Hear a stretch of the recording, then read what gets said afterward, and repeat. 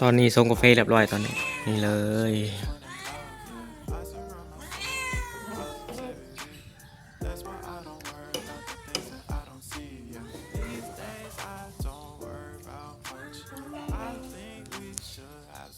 ตอนนี้น้องแมวก็ห้องอยู่ตอนนี้ใช่ไหมน้องแมวอยากเข่ากับโบหุบายดีทุกคนจะมาส่งกาแฟกันซองเดียวนี่บายดีตอนเช้ากันนี่น้ำฮอนเตรียมมาแล้วนี่เลยเดี๋ยวส่งกาแฟแล้วเดี๋ยวจะเจอกันใหม่ตอนนี้ส่งกาแฟเรียบร้อยตอนนี้นี่เลย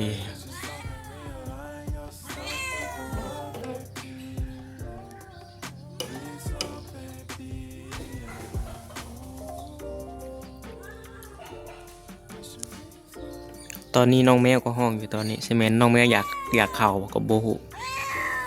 เข่าก็ยังไม่ได้อุ่น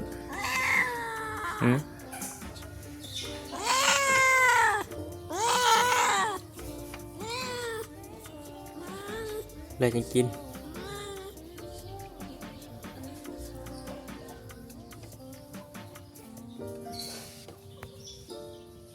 จะมากินกาแฟกัน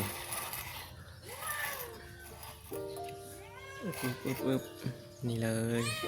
มา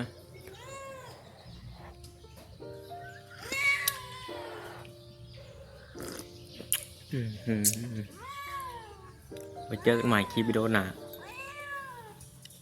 อะไรฮะก็มาเห็นคลิปกะกดไลค์กดติดตามมาให้กันบางทีกับชิวทิศคลิปไปอย่างยาวนานใช่ก่อนจุดพักผ่อน